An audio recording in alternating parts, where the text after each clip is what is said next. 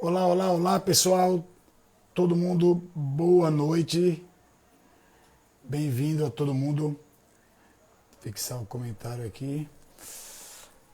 Vamos chegando, galera, que eu sei que hoje à noite vai ser mais do que especial. Pode apostar nisso. Um tema de total relevância para todo mundo, principalmente no momento em que nós vivemos, né? Onde as pessoas não têm tempo para treinar, não têm tempo para se alimentar, para manipular, fazer sua alimentação e terminam aqui no corre-corre do dia a dia, esquecendo de cuidar de si. Então, a saúde começa a ficar prejudicada, as pessoas começam a ganhar peso, não fazem atividade física. Na pandemia, isso aumentou e muito, as pessoas têm ficado mais sedentário. Então, hoje o tema vai ser tratar de emagrecimento, vamos falar de obesidade, as causas e tudo o que acontece, tá? Ok? Então, ainda mais uma semana hoje que é super especial, que é a semana do lançamento do Go Fit Training. Quinta-feira vai ser o lançamento oficial e para poder comemorar e já começar a semana com o pé direito, a gente vai receber um convidado aqui hoje chamado Dr. Jorge Valente. Ele também está na plataforma GoFit, está fazendo parte com a gente. E eu aposto que se você ficar nessa live, compartilhar, assistir, tirar suas dúvidas, você só tende a ganhar, ok? Vou aceitar ele aqui. Tá chegando aquela conferida e aumentar ainda mais o conteúdo de cada um. Olá, olá, doutor Jorge. Olá, Rafa, boa noite. Boa Boa noite, noite. pessoal. Tá conseguindo ouvir aí tudo direitinho? Perfeito. Beleza, que tava zoado aqui, mas agora tá melhor.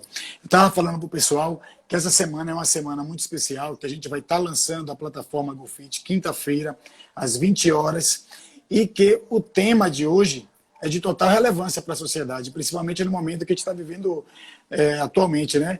De pandemia, as pessoas estão ficando cada vez mais sedentárias, estão ganhando peso, estão deixando de fazer atividade física, não cuidam de si, não manipula seus alimentos, não usa os fármacos corretos quando necessário e dentre outras coisas. Então as pessoas estão ficando mais obesas, estão ganhando peso, estão deixando de se exercitar, com isso adquirindo mais lesões, mais doenças, dormindo mal. Para quem não sabe, a obesidade é responsável por diversas doenças e transtornos do nosso metabolismo. Então, hoje vamos estar falando também da obesidade e também sobre estratégias de emagrecimento. Quem quiser pode mandar sua pergunta, a gente já tem algumas coisas aqui elaboradas, mas se der tempo a gente responde. Não é, doutor Jorge? Para começar, para quem não te conhece, se apresenta aí para o pessoal. Boa noite, pessoal. Eu sou Jorge Valente, sou médico. E hoje a gente vai conversar um pouquinho sobre um tema de bastante relevância. Emagrecimento é o tema da live, mas não tem como a gente pensar em emagrecimento sem falar de obesidade. A gente vive uma pandemia pontual de coronavírus, mas a gente vive uma pandemia há muito tempo dessa doença que causa tantos males à população mundial, que é a obesidade.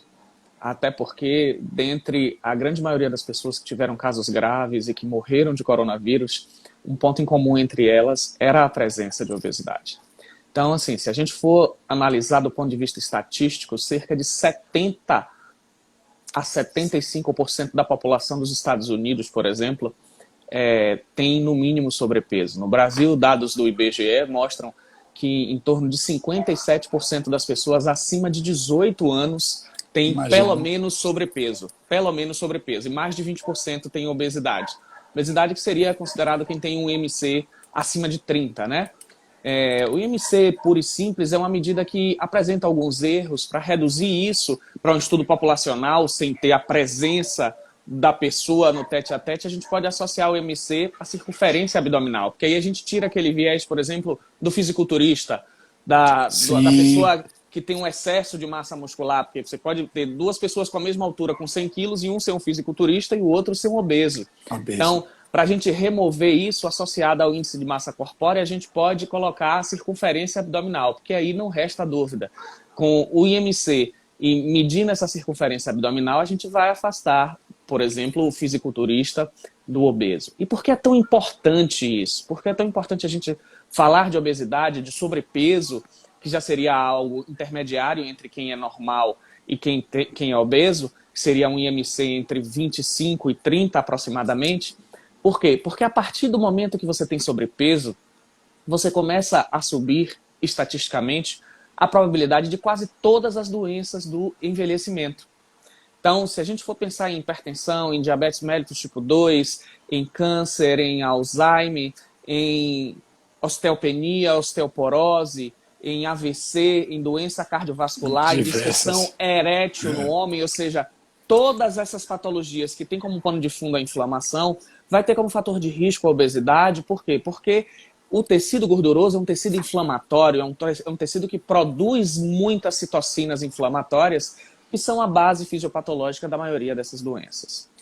Você falou uma coisa super importante e até para algumas pessoas chocante, né?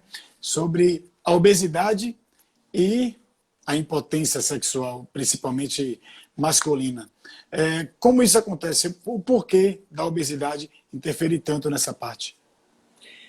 Quando a gente fala que aumenta doenças cardiovasculares, está incluso nas doenças cardiovasculares as doenças endoteliais. E o endotélio, que é a camada que reveste os vasos sanguíneos, é o mesmo da coronária, é o mesmo do vaso peniano, é o mesmo do vaso mesentérico no abdômen, é o mesmo do vaso cerebral. Então, não é por acaso que o paciente que tem disfunção erétil tem um risco maior de ter infarto, tem um risco maior de ter AVC, porque a lesão no tecido endotelial que promove uma irregularidade entre as substâncias que são vasodilatadoras e vasoconstrictoras são a causa, a base fisiopatológica, por exemplo, da disfunção erétil, quando a causa é vascular. Porque você tem a diminuição por vasoconstricção do calibre da artéria, você vai ter menor fluxo de sangue chegando nesse pênis e isso vai causar uma ereção de má qualidade, vai causar disfunção erétil. Isso é a importância, então, de se controlar o peso corporal, principalmente com alimentação saudável e atividade física. Uma outra doença também muito comum nas pessoas que têm excesso de peso, que estão com obesidade, principalmente pelo estilo de vida alimentar, os hábitos alimentares, é a diabetes, né? Muitas pessoas têm ficado diabético, ou por herança genética, ou então até pelos hábitos alimentares, né? Fazendo uso errado de alguns alimentos, trabalhando os alimentos de forma errada, tipo dando alguns picos de insulina durante o dia. Isso tem alguma relevância com o aumento do número de diabéticos aqui no Brasil também? Isso tem uma relevância significativa, Rafa. Estudos mostram que, na realidade, a herança genética influencia muito menos, porque ela é uma coisa linear ao longo dos anos. E você tem um crescimento exponencial do diabetes em relação ao crescimento da herança genética. Por quê? Porque é linear o gene que é passado de pai para filho. Sim, na maioria das vezes, as pessoas consideram como genético uma herança que, na realidade, ela é epigenética. O que é epigenética? É a ciência que estuda os gatilhos que podem frear ou ativar um gene. E muitas vezes você é diabético como seu pai porque você tem hábitos ruins que você herdou dele, não porque você herdou geneticamente a capacidade de ter aquela doença. E hoje em dia, mais de 60% a 70% dos pacientes de diabetes mellitus tipo 2 tem origem disso na resistência insulínica, que tem origem disso na obesidade, no sobrepeso. Portanto, o controle do peso e 2 parâmetros para que isso aconteça com maior facilidade, que é uma dieta adequada e atividade física regular, é muito importante para as duas coisas, tanto para que você não tenha sobrepeso ou obesidade, e por consequência para que você reduza a chance de ter o aparecimento do diabetes mellitus tipo 2, que é o diabetes do idoso. A gente vai chegando o tempo, com a idade vai passando, ele vai adquirindo, né? Você falou aí, muito interessante esse assunto. Sobre falta de sono, insônia. Gente, para quem está chegando agora, a gente está falando de obesidade, as doenças, as causas, como a pessoa pode se prevenir e dentre outras coisas. A pessoa, quando ela está com sobrepeso, ou então está até obesa, ela tem uma dificuldade enorme de dormir, causando até a insônia. E com isso termina que vira uma bola de neve, né? Porque ela não consegue descansar, dormir, recuperar direito. No outro dia ela tem que treinar, no outro dia ela tem que trabalhar, termina se alimentando mal, vai ganhando mais peso, vai prejudicando o sono e ainda tem fatores hormonal, né? Que você poderia falar também um pouquinho sobre isso? A insônia, obesidade. A gente tem uma sequência de fatores que ao longo do tempo vem aumentando para isso, né? Você tem a obesidade como uma doença que é multifatorial. Então, a gente já começa por uma má alimentação.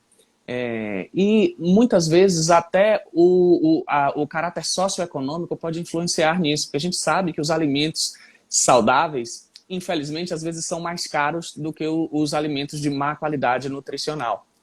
A gente sabe que vai ter uma influência dos hábitos herdados dos pais. A gente sabe que tem influência de medicações que essa pessoa possa estar usando. Porque, por incrível que pareça, até remédios para diabetes podem aumentar o peso. Ou seja, você está tomando remédio para uma patologia que o ganho de peso pode ter sido o start dela, e o remédio para esse diabetes, algumas classes de drogas, como a glibenclamida, por exemplo, pode causar aumento de peso.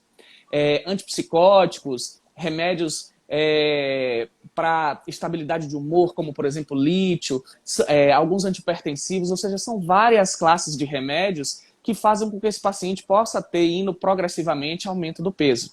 Daí a gente vai chegar naquele ponto crucial que é o intestino. A gente sabe que a desbiose, que a inflamação intestinal, que o desequilíbrio da microbiota, além de ser causa de obesidade, é um dos fatores do efeito sanfona. Porque se você faz tudo para o paciente emagrecer sem corrigir o intestino, a probabilidade desse emagrecimento ser de uma maneira mais lenta é maior, e dele voltar a ganhar peso também é maior.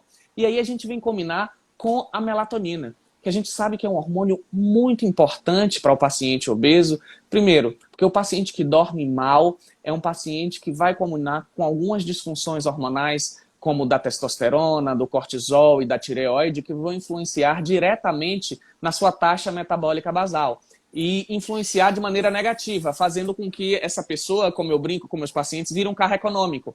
Ou seja, mesmo fazendo exercício e atividade física, se você tem irregularidade desses hormônios, você vai perder de maneira mais difícil. Você vai ter um resultado que é desproporcional ao seu esforço, e isso é muito desestimulante para o paciente. E outra coisa muito importante é que a melatonina, ela regula alguns hormônios sacietógenos, como por exemplo a leptina. Ou seja, a gente tem no nosso organismo, em todos os setores, fatores de regulação e contra-regulação. No que diz respeito à fome e saciedade, é a mesma coisa. A gente vai ter aqueles hormônios que são orexígenos. Ora, o que é isso? Hormônio que dá fome. É a grelina, produzida no estômago, que são hormônios que desde o bebezinho fazem com que a gente tenha fome. É a grelina que desencadeia no bebê aquele choro porque ele quer o peito da mãe. E a gente tem os hormônios que são sacietógenos, como o próprio nome diz, que dão saciedade. Dentre eles se destacam o GLP-1, o peptídeo YY e a leptina. O que acontece? A melatonina é um hormônio que estimula a produção de leptina e que sensibiliza o receptor. Porque a obesidade, muitas vezes, é uma doença onde você não tem a falta do hormônio, e sim a resistência do receptor daquele hormônio. Por exemplo, o diabético tem resistência insulínica. Ele tem níveis altos de insulina, mas o receptor não funciona. O obeso, ele tem resistência à leptina. Às vezes ele tem níveis altos do hormônio leptina, mas ele tem um receptor que não funciona. Portanto, a melatonina, que tem uma relação direta com o sono, que tem uma relação direta com o dormir bem, tem uma relação direta com esse hormônio sacietógeno. Portanto, não dormir bem, por mais de um motivo, pode ser uma causa para que você não consiga manter o seu peso. Com certeza. Então, não dormir bem, a pessoa pode ficar obesa. Tá vendo aí a importância de você ter uma noite de sono prazerosa e entrar em sono profundo. Falando de fator idade, as pessoas, para quem não sabe, quando a gente está ficando mais velho, a gente vai perdendo massa magra, né? Vai perdendo músculo. E o músculo é responsável pela proteção, da força, vai fazer com que você realize as atividades do dia a dia. Sendo que a atividade física faz com que você retarde esse processo ou então até algum momento zere. Né? Claro que o idoso ele vai ter perca de altura, ele vai perder um pouquinho de massa magra, mas quando ele faz atividade física, isso é muito reduzido. Se eu não me engano, a partir dos 30 anos, já começa a perder massa magra, né? Principalmente para os sedentários, Em e torno dos 30 anos. na mulher isso é muito mais acentuado. Né? Então, se a mulher está com sobrepeso, já não faz atividade física, já termina perdendo a musculatura, né? Perdendo massa magra, vai terminar também sem dormir direito e pode ocasionar todas essas doenças, né, nosso doutor Jorge? Veja só, Rafa, isso é muito importante. Prevenir A sarcopenia, sarcopenia. que é a perda da massa magra, é um dos pilares da manutenção da saúde. A sarcopenia, além de também estar aliada à presença de várias doenças, é um fator que aumenta, inclusive, mortalidade do idoso. Como a gente está falando de obesidade, de emagrecimento, existem duas situações em que a gente deve preservar, deve pensar na preservação da massa magra. Uma delas é o paciente que está entrando em queda hormonal pelo envelhecimento, ou seja, menopausa na mulher e andropausa nos homens. Na mulher isso é bem mais impactante. E a outra é o paciente que está em fase de emagrecimento. Por quê? Porque a depender da escolha do protocolo de emagrecimento, tem que se ter o cuidado com a preservação dessa massa magra. Porque se a gente não tiver todos os cuidados com relação a isso, muitas vezes essa perda de peso excessiva e talvez até muito rápida pode ser às custas de perda de músculo, de massa magra, o que não é saudável. Por isso que é muito importante, além da atividade física, da dieta, do nível de hormônio, a gente ter uma maneira de mensurar, e a bioimpedância é uma dessas maneiras, a prega cutânea é outra maneira, de ver o que exatamente esse paciente está perdendo no emagrecimento. Porque, obviamente, que no momento inicial, uma perda ponderal mais rápida, por conta de retenção de líquido, é uma coisa que acontece, mas a partir do momento que isso equilibra, a velocidade desse emagrecimento vai diminuir, porque a gente vai focar em quê? Em perda de gordura. É óbvio que quando você vai ter uma pessoa obeso mórbido, grau 2, grau 3, você vai ter uma certa perda de massa magra. Mas isso tem que ser controlado, porque se isso for excessivo, isso vai por um outro lado, ser ruim para determinar fatores que pioram a saúde desse paciente. Portanto, tudo tem que ser feito com equilíbrio. Eu acho que a palavra de ordem é essa, é equilíbrio. É você emagrecer, mas preservando a saúde. E para isso, a preservação da massa magra é muito importante. Principalmente no idoso, que hoje em dia é muito comum a gente ver dietas bem restritas, com um déficit calórico muito grande, e alguns professores, alguns treinadores, professores de educação física, colocam o idoso para fazer exercício cardio, para fazer aeróbico e não fazer treinamento de força. O exercício de força, gente, para o indivíduo que ele está com sobrepeso, que ele tem uma idade avançada, é fundamental, porque além de manter a massa magra que o indivíduo tem, pode até proporcionar um ganho e acontecer os benefícios do emagrecimento sem perder a massa magra. As pessoas podem estar utilizando esse tipo de método até com o peso do seu próprio corpo. Não precisa necessariamente você ter um personal trainer, então você ir lá na academia e levantar ferro. Porque algumas pessoas não gostam de academia, não tenho nada contra, mas algumas pessoas não gostam. Então, no conforto de casa, você consegue realizar um agachamento, uma flexão de braço, carregar um peso para trabalhar a musculatura do braço, do ombro, e dentre outros. O idoso e o obeso, ele tem que fazer exercício resistido. E não só pensar numa dieta hipocalórica, sem estar contando os macros e micronutrientes, sem saber o que consome, né? Rafa, a palavra de ordem, como eu disse, é equilíbrio. Equilíbrio. A gente fez uma revisão bibliográfica, eu fiz para um dos cursos que eu estou fazendo, justamente sobre sarcopenia. E eu costumo brincar que o exercício resistido é um remédio sem genérico nem similar para o paciente idoso e para o paciente obeso, ou seja, não tem substituto. Existem controvérsias na literatura de qual suplemento seria melhor para a preservação de massa magra. Existem controvérsias na literatura em que doses de hormônios seriam necessárias para a manutenção da massa magra, mas uma coisa é unânime. O exercício para a preservação de massa magra é o exercício resistido.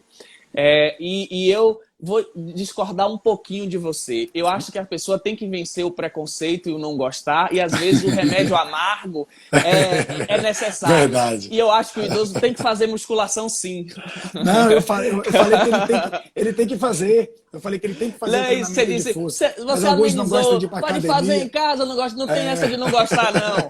Você não faz só o que gosta, não. Quando a gente pensa em saúde, a gente faz o que Verdade. é preciso. Então, assim, óbvio, você não precisa fazer musculação todo dia. Você não precisa exagerar e Isso. pegar muito peso, mas tem que ir para academia sim. Tem que fazer. É E se, verdade, é e se verdade. for possível, tem que contratar um personal trainer da sua qualidade para ter um acompanhamento, que isso faz a diferença, assim, Faz não seja total modesto, diferença. não. Faz total diferença no controle de carga, intensidade, volume do treinamento.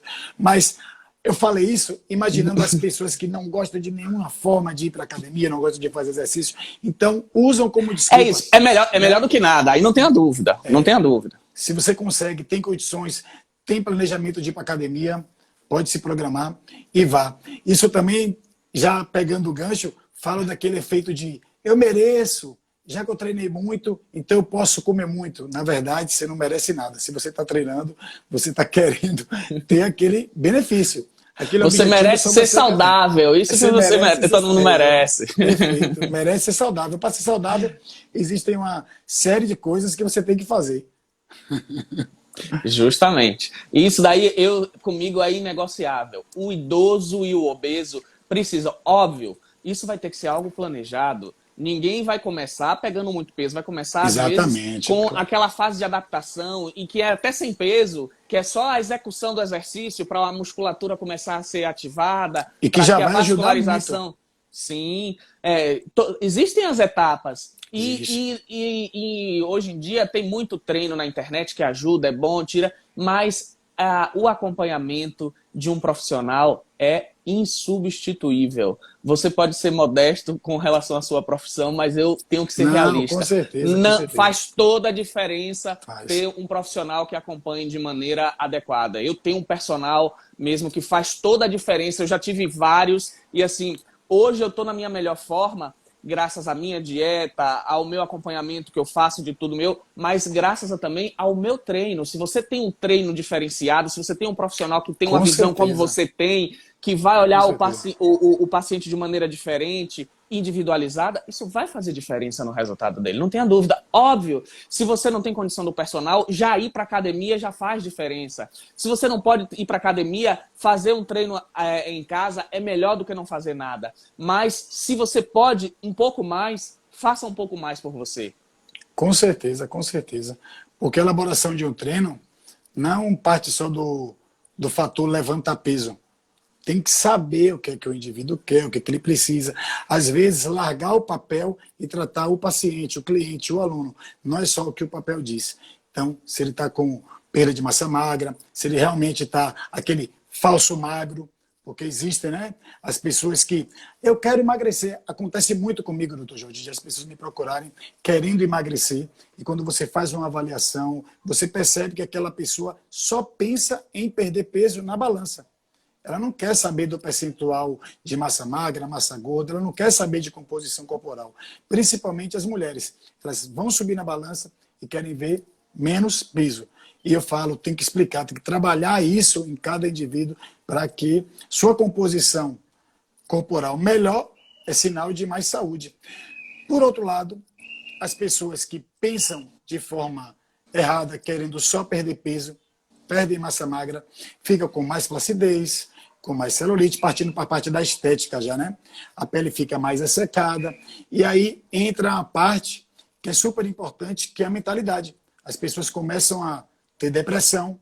Isso não só no obeso, né? Também naquele indivíduo falso magro, ou então que não consegue atingir os objetivos dele no padrão de saúde que ele mirou, ou então em um padrão de estética que ele tem. Que ele tenha. Isso é muito importante, que pode levar até uma depressão. Com a depressão, ele também vai ter perda de absorção de nutrientes, não vai dormir muito bem, vai ter que tomar alguns medicamentos, e com isso pode atrapalhar o processo dele de retorno à vida saudável. Não é isso? Com certeza. O que é que acontece? É o que eu digo para o meu paciente. ao invés de querer estar bem com a balança, queira estar bem com o espelho. Quando eu falo em estar bem com o espelho, eu não penso só em estética. A gente não pode ter aquela visão de estar bem com o espelho, você estar com aquele corpo maravilhoso. Não, é você ter uma circunferência abdominal menor, porque isso tem um valor objetivo para risco. Por exemplo, se a gente for levar em consideração o padrão europeu, seria um homem com uma circunferência abdominal abaixo de 94 e uma mulher abaixo de 80. Se a gente for olhar o asiático, que é o que mais se assemelha a nós sul-americanos, seria um homem abaixo de 90, a mulher abaixo de 85. Existem algumas variações, mas é muito importante, porque à medida que você vê que você está diminuindo gordura, diminuindo celulite, ganhando massa magra, não é só as pazes com o espelho que você faz, mas com sua saúde. Porque a gente sabe que toda vez que você diminui o percentual de gordura e aumenta de massa magra, você diminui os riscos de doença. Você diminui o risco de doença cardiovascular, que é a doença que mais mata, independente do sexo. Você vai diminuir o risco de câncer. Você vai diminuir o risco de depressão, que é a doença que mais afasta as pessoas do trabalho. E para tudo isso, se faz necessário um conjunto de estratégias para que o paciente tenha esse objetivo.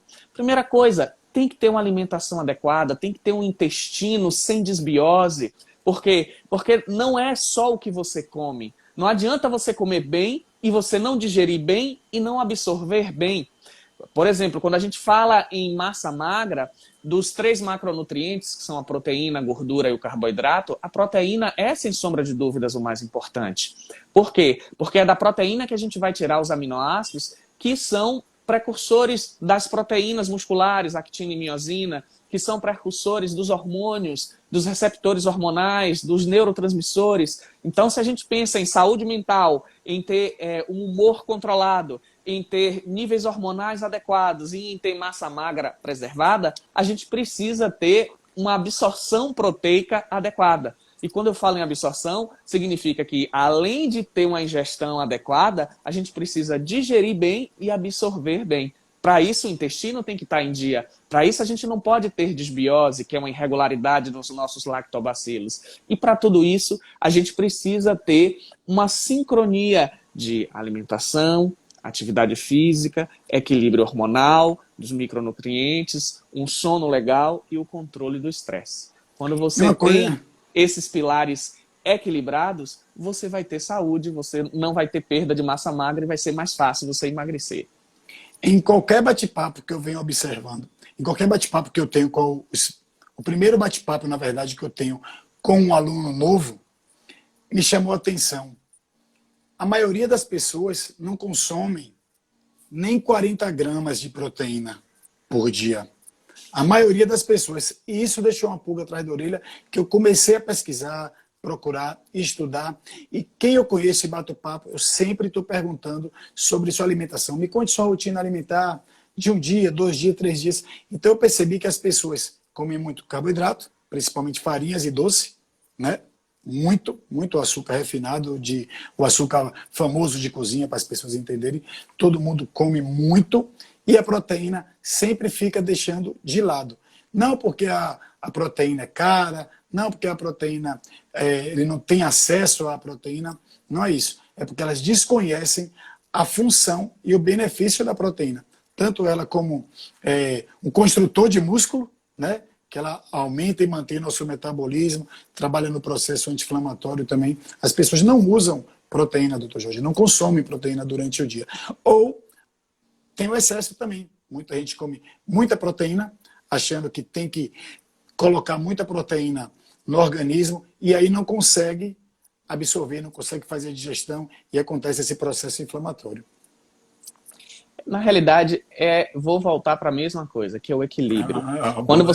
Quando você pensa em emagrecimento, óbvio que tem que existir um déficit calórico. O paciente que está acima do peso, se não tiver déficit calórico, ele não vai emagrecer. Mas como a gente vai projetar isso? A gente vai projetar isso de uma maneira mais saudável possível. Qual é a primeira? É você reduzindo o carboidrato simples. Óbvio, você não pode zerar. Esse cara tem que ter carboidrato, senão ele não consegue nem fazer as atividades do dia a dia, estudar, trabalhar. Principalmente no início. Né? Com dor de cabeça, mau humor, vai faltar, tende a nunca mais voltar para o treino.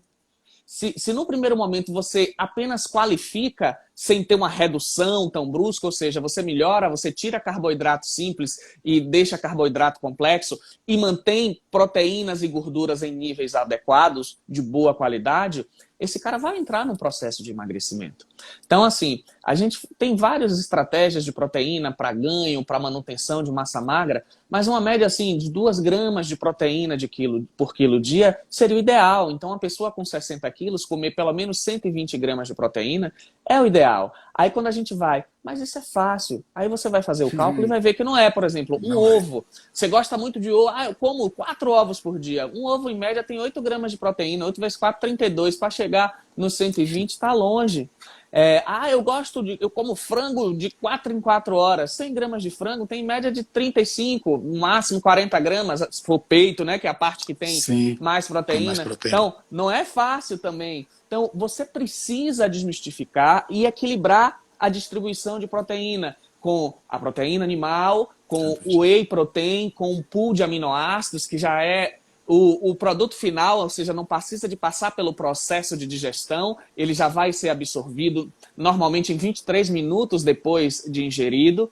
E dessa maneira você consegue equilibrar e ter isso. A gente tem um mecanismo regulatório que a leucina faz parte, que também não adianta, eu vou comer 130 gramas de proteína, eu vou comer 1 quilo de carne no meu almoço. Você não absorve, você tem um limiar que você absorve em média de 0,25 a 0,30 gramas por quilo de peso por refeição.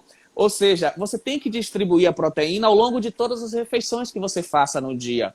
E você pode aumentar um pouquinho no pós-treino, porque é quando você abre a janela, que é quando, por conta dos recursos ergogênicos que o treino tem para a gente, de aumentar alguns hormônios, de aumentar alguns fatores que vão facilitar essa absorção. E aí, nessa alimentação pós-treino, você pode aumentar um pouquinho a ingesta, porque você tem uma absorção maior. Porém, se você ultrapassar esse limite, vai virar ureia e vai sair no xixi. Então, não adianta vai ficar caro, excesso. O xixi caro. Vai ficar um xixi mais caro, mas não vai adiantar. Então, o que você precisa é você ter aquela meta proteica diária e fracioná-la ao longo das suas refeições, para que com isso você tenha uma absorção de melhor qualidade. E com isso você consiga bater aquela meta para não ter perda ou para ganhar massa magra, dependendo do protocolo que você esteja desenvolvendo.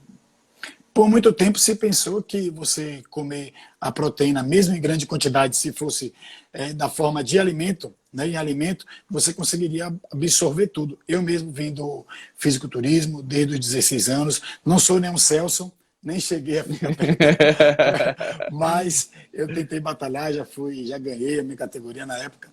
E tinha uma dieta, tinha um protocolo, que era o protocolo do guerreiro, que todo mundo usava, e a gente usava muito também na época de perder peso, né, para poder a gente subir no palco mais definido, com a pele sequinha.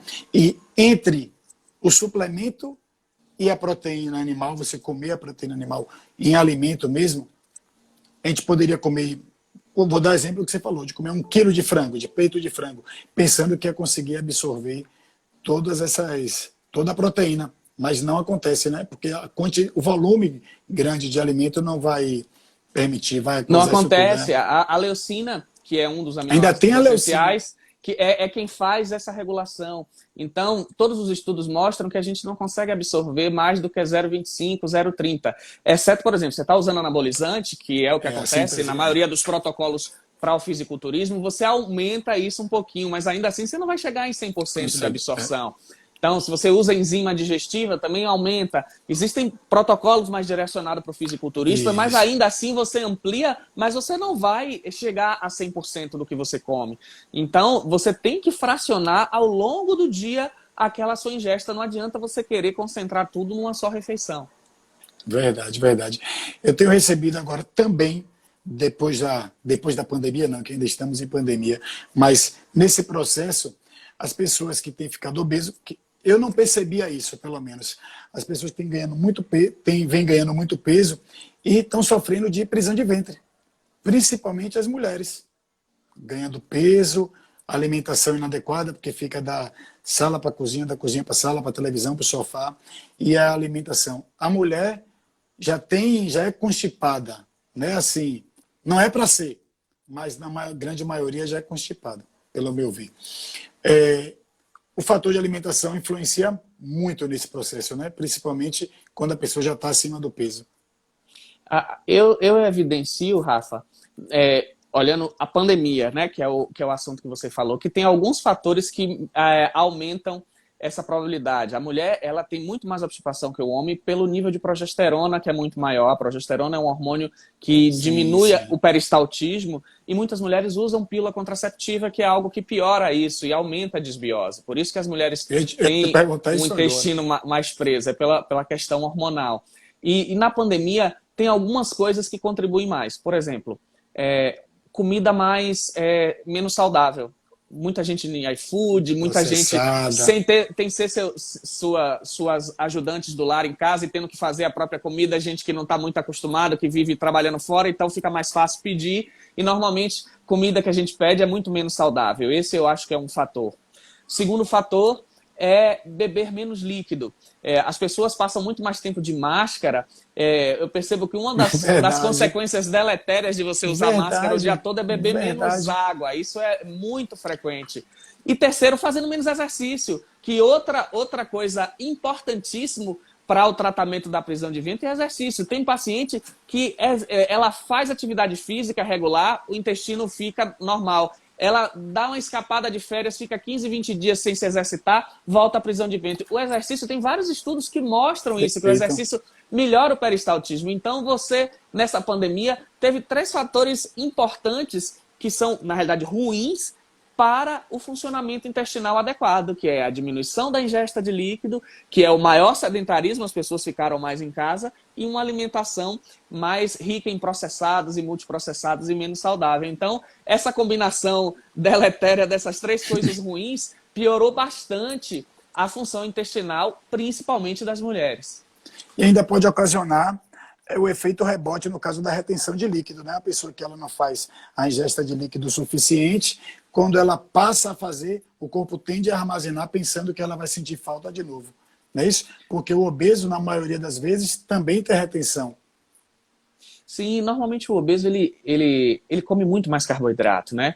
E dos 3 macronutrientes, o carboidrato, a molécula de carboidrato carrega muito mais água do que a molécula de proteína e de gordura. Então, é por isso que quando a gente faz uma dieta pensando em secar, a gente reduz o carboidrato, porque o carboidrato ajuda a reter. E o obeso, ele come muito mais farinha, mais doce, mais massa, mais carboidrato em si. E a gente, quando bebe mais líquido, essa maior ingesta hídrica faz com que a gente bloqueie a produção de um hormônio chamado hormônio antidiurético. Então, isso faz com que a gente faça mais xixi e retenha menos. Quando a gente bebe menos líquido, você segura mais, é o que você falou. Isso esse feedback negativo ou positivo tem relação direta com a nossa ingesta de líquido. Perfeito. E o uso de medicamentos, doutor Jorge, que as pessoas usam como inibidores de apetite, apesar de eu ser totalmente contra, eu ainda recebo alguns clientes sempre falando que estão tomando sibutramina e outros fármacos. Qual o efeito negativo para a saúde do indivíduo isso pode causar a longo prazo ou então de imediato? Veja só, eu sou totalmente favorável ao uso de medicação num processo de emagrecimento, mas que tipo de medicação? Nunca uma sibutramina. A sibutramina, além de causar depressão, além de ter efeito rebote, aumenta risco, inclusive, de morte. Então, assim, é uma medicação que está proscrita. Quem trabalha com obesidade sabe que sibutramina não é uma opção. Mas, por exemplo, hoje já tem medicações liberadas, tanto pelo FDA como pela Anvisa, que inicialmente eram para tratar diabetes mellitus tipo 2, mas que a gente sabe que funciona muito bem em obesidade e sobrepeso, que são os análogos do GLP-1. O GLP-1 é um hormônio sacietógeno intestinal, ele regula o receptor de insulina, que é os derivados da liraglutida, da semaglutida, da dulaglutida, que é o Ozempic, o Saxenda, a Victoza, que em doses adequadas para essa finalidade podem ser excelentes coadjuvantes no emagrecimento. Dentre elas, E os com estudos mostram... acompanhamento também, né? Com Sim, os acompanhamento. estudos mostram que, por exemplo, com o Ozempic, você tem perda de peso até 58 semanas de uso, ou seja, por muito mais tempo. E num paciente que é obeso, isso vai ajudar bastante, porque Muito.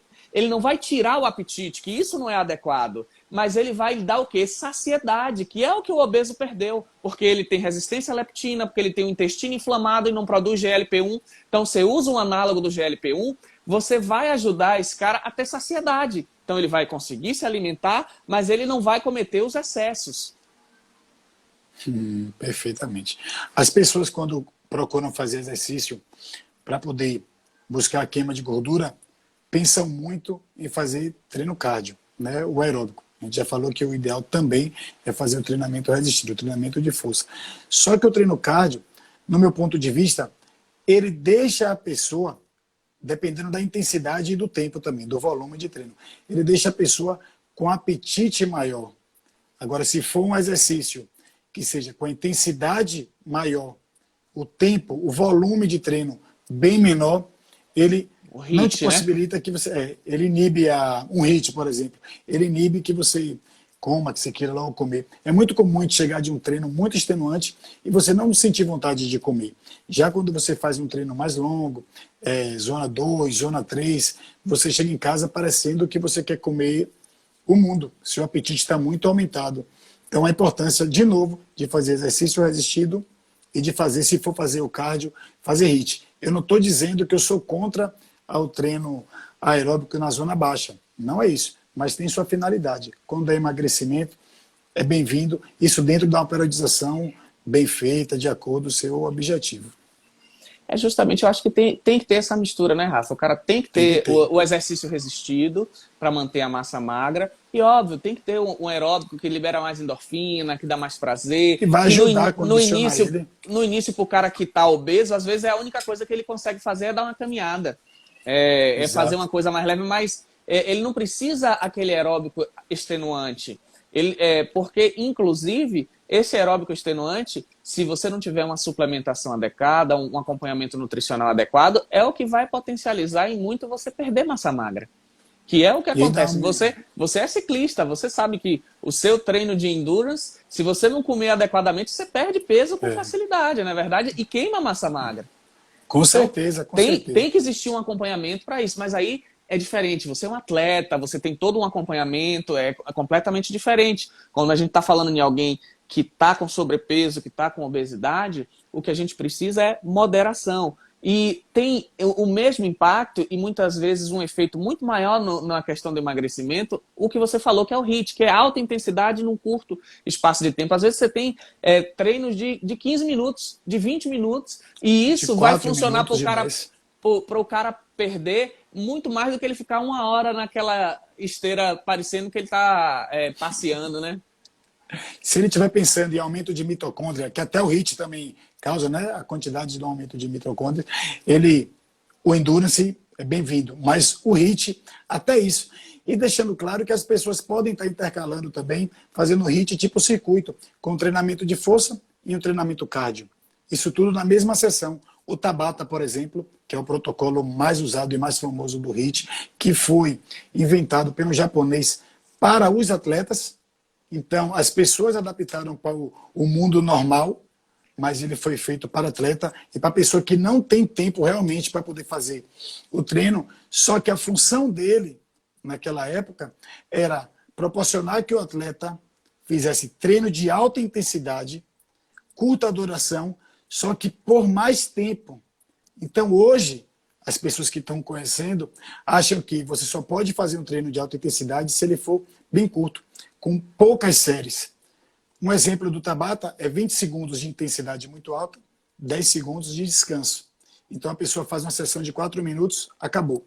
Só que um atleta profissional, de diversas modalidades, ele às vezes passava 30 minutos fazendo o Tabata, porque a intenção dele, na verdade, nem chamava mais de Tabata. A intenção dele era fazer o estímulo forte, por pouco tempo, e ter o descanso curto também. Já uma pessoa do mundo normal não vai conseguir, a intensidade vai ser alta, e o principal fator é perda da execução física. Ele não vai conseguir realizar o exercício com excelência, com maestria. E aí pode se machucar. E aí vai falar, o exercício HIIT é muito lesivo, provoca dores nas articulações, no ombro, no braço. E não é bem por aí. Não, claro, tudo tem que ser adaptado à realidade de cada pessoa, né? E, na realidade, o que o atleta está querendo com o HIIT desse prolongado é melhorar a performance dele. Por exemplo, você tem um cara que é um lutador de MMA. Você vai fazer um treino desse porque o cara precisa de performance durante 5 minutos de um round, durante os 5 rounds. Senão ele vai ser aquele cara que se não finaliza no primeiro round, depois ele não tem gás. Você pegou aí perfeitamente. E também para mudar a homeostase, né? Para quebrar a homeostase do treino. Se você faz sempre o mesmo treino, seu corpo se adapta e estímulo igual não produz adaptação no futuro. Então você vai fazer o mesmo treino não vai sair daquilo e vai estar achando, não, já estou matriculado na academia. Já existe o primeiro erro, né? A pessoa se matricula, não vai, já acha que vai ter resultado. Depois vai, se acostuma com o treino e faz aquele treino durante a vida toda. E aí termina que... Não muda o treino nunca.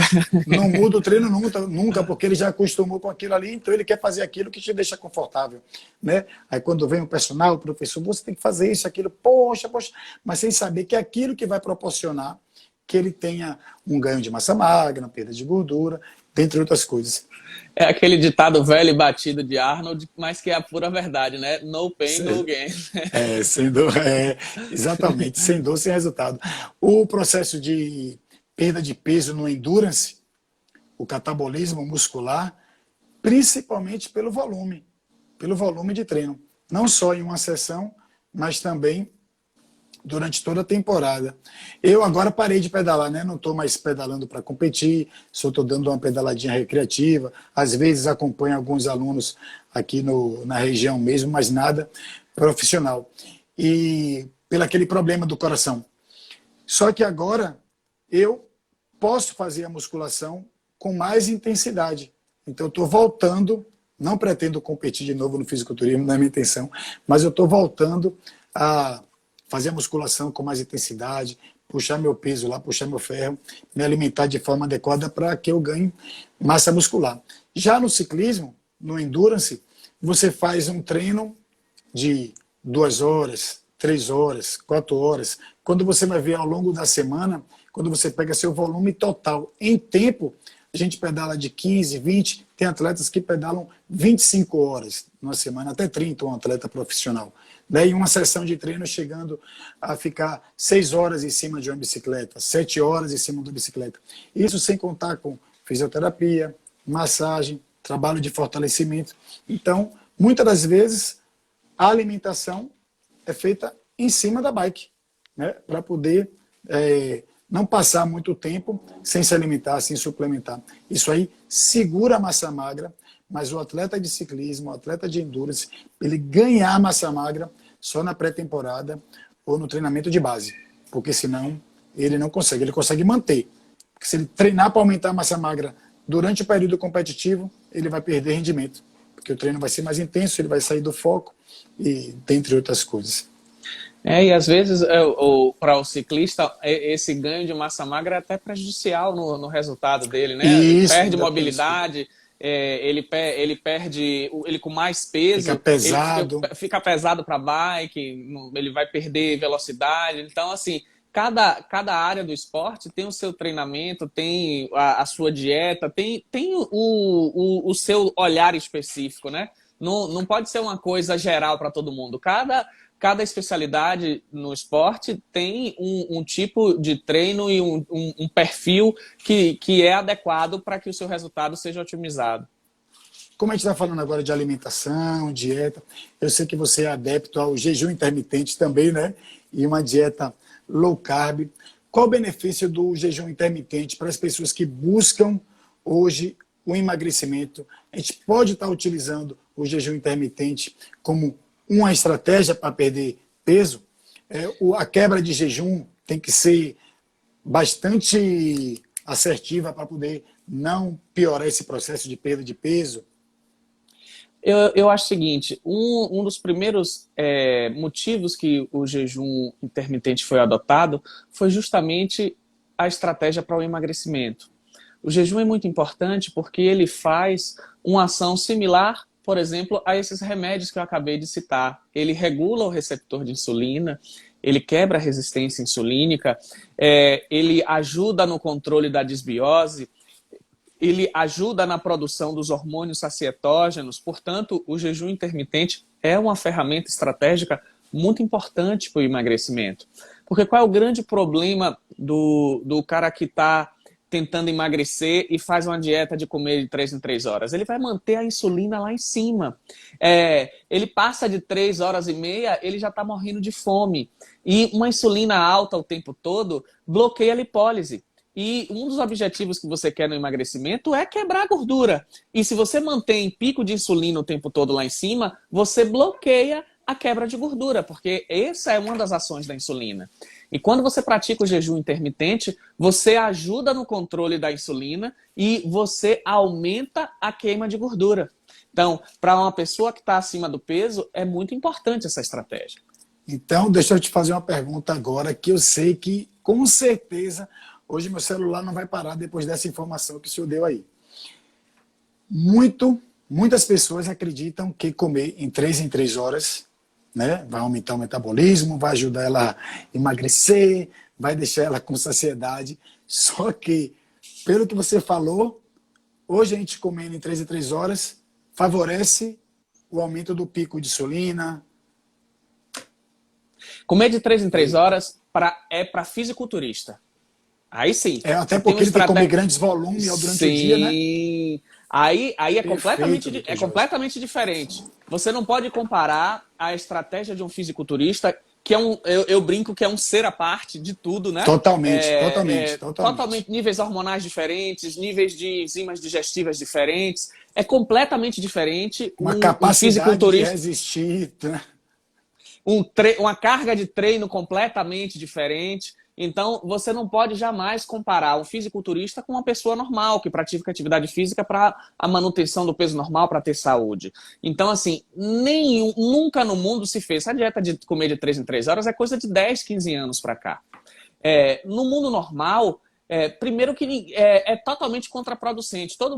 A não ser agora que está todo mundo de home office, mas no mundo normal, as pessoas saindo para trabalhar, até do ponto de vista de logística, é difícil se comer de 3 em 3 horas. Se você levar. O jejum intermitente é uma ferramenta ótima. O que é que você faz? Todo jejum não levo nada, simplesmente eu não como. Entendeu? O jejum intermitente é barato, é de graça. E o jejum intermitente, além de ser uma ferramenta para emagrecimento, hoje eu estudo muito o jejum, não como ferramenta de emagrecimento, que é ótima, mas como ferramenta de longevidade. Todos os estudos mostram que o jejum ele aumenta a sirtuína, que é uma proteína intimamente ligada à autofagia, à regulação da apoptose, que é renovação celular. Quando você come de 3 em 3 horas, você não dá espaço para o seu corpo fazer mais nada além de digerir alimento. E as suas células precisam estar com o intestino descansando para fazer renovação, destruir célula velha, manter célula nova. Quando você não faz isso, por exemplo, você aumenta o risco de câncer.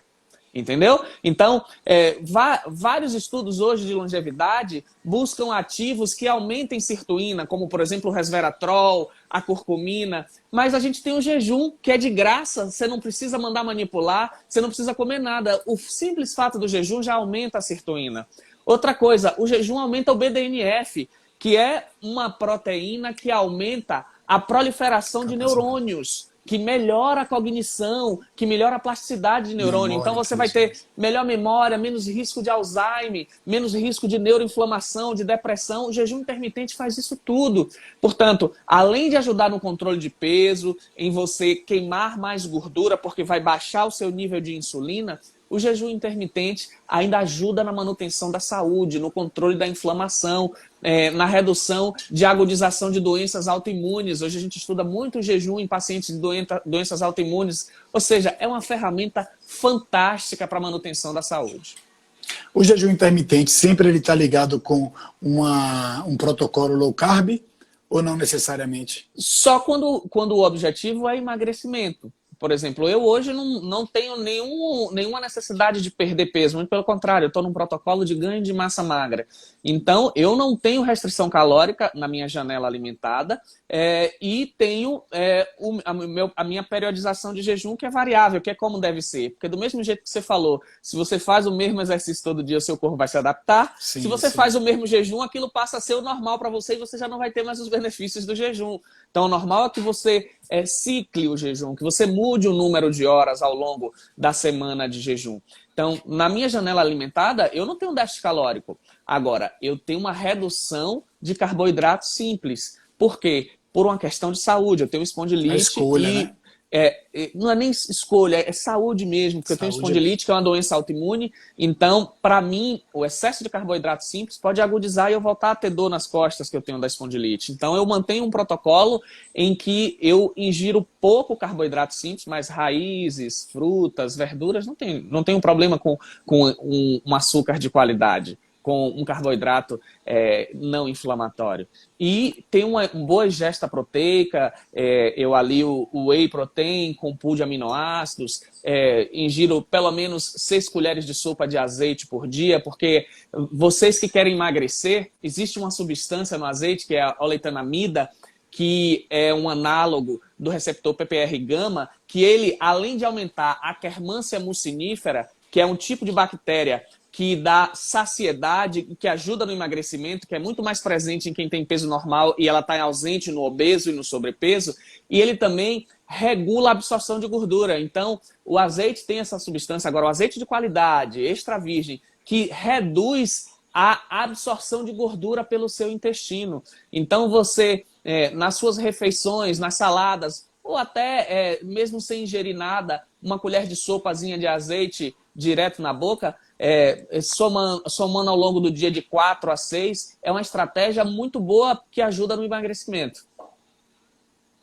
Tá explicado então porque eu estou sempre com percentual de gordura baixo.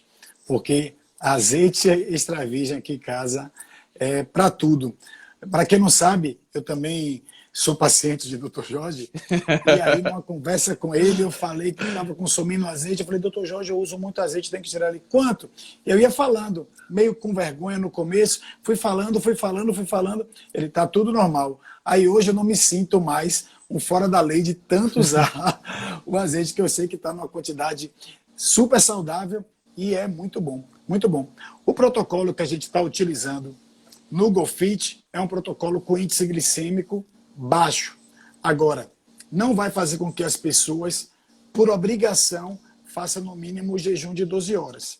Se as pessoas pretendem fazer, podem fazer até, mas não é obrigação. Você estava me falando da sua janela alimentada e de quando você faz o jejum intermitente também. Para atingir a carga proteica, quantidade de macros e micronutrientes, você não consegue também só na alimentação, né, doutor Jorge? Você estava falando que usa whey protein, usa os aminoácidos. Fale só um pouquinho, acho que dá tempo, falar um pouquinho só da necessidade, da importância das pessoas usarem suplemento alimentar quando de boa qualidade e bem utilizado. É muito importante. A gente falou inicialmente que a gente tem que bater aquela meta proteica diária. E se você for fazer isso com proteína animal, você não vai conseguir. Por exemplo, você faz jejum, primeiro que não tem tempo. Você leva de 6 a 8 horas para digerir. Se você usa uma proteína de rápida absorção, um whey protein, a depender do tipo, em até 40 minutos ele é absorvido. Então, mesmo tendo uma janela alimentada mais curta, você chega no patamar. Assim como o pool de aminoácidos também, que a gente usa, ele é absorvido em 23 minutos. Ou seja, você tem que saber fazer uma miscelânea, mesclar a proteína animal, o ovo, a carne, o peixe, a proteína, o whey protein, o pool de aminoácidos, que aí a depender da estratégia do dia de jejum, de maior horas alimentadas ou menor hora, você vai conseguir da mesma maneira bater a meta proteica diária e não ter déficit proteico para não ter perda de massa magra. E aí, super importante a orientação de profissional, até para montar o treino. Porque quando você está em déficit calórico, déficit de proteína, é um tipo de treino. Quando você está hiper, é outro tipo de treino, né? Para você ter que queimar mais, se vai ter mais força, se você está com o ciclo menstrual em dia ou não, isso tudo tem que ter um treinador para direcionar o treino. E é nisso que eu sou fã da musculação. porque mesmo em quem está em déficit calórico, quando você tem um exercício resistido, você ainda consegue segurar a massa magra. Com certeza, com certeza. Isso com o estímulo certo, para as pessoas não saírem aí levantando o peso a torta direito sem Claro, fazer. claro. Com o estímulo certo, tem que saber a intensidade, o percentual de carga que vai utilizar ou não. Doutor Jorge, está faltando praticamente aqui 1 minuto. Eu gostaria de lembrar para todo mundo que quinta-feira, 20 horas... Eu tô com a sociedade com o Instagram, que nas minhas últimas 5 lives não cai mais com 1 hora não, viu? Aqui já está começando a contar de 2 porque minutos. não começou então vou ter do que meu. fazer essa sociedade.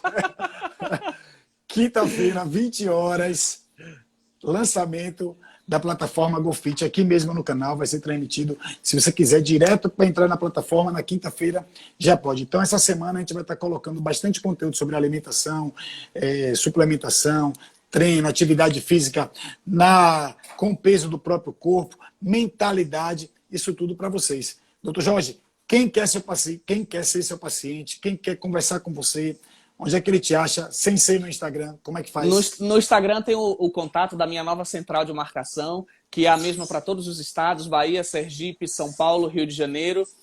O consultório que eu estou atendendo aqui em Salvador, e muito em breve, provavelmente final de novembro, estaremos na nossa casa, que vai ficar ali perto do Salvador Shopping, e espero todos vocês lá.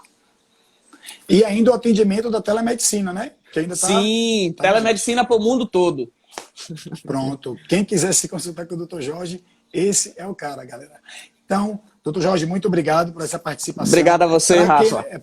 Para quem não sabe, Dr. Jorge também faz parte da nossa plataforma GoFit. E você quer aprender cada vez mais, entra lá na plataforma a partir de quinta-feira. Tá certo, Dr. Jorge? Valeu. Forte abraço. Boa noite a todos. Até mais. Tchau, tchau.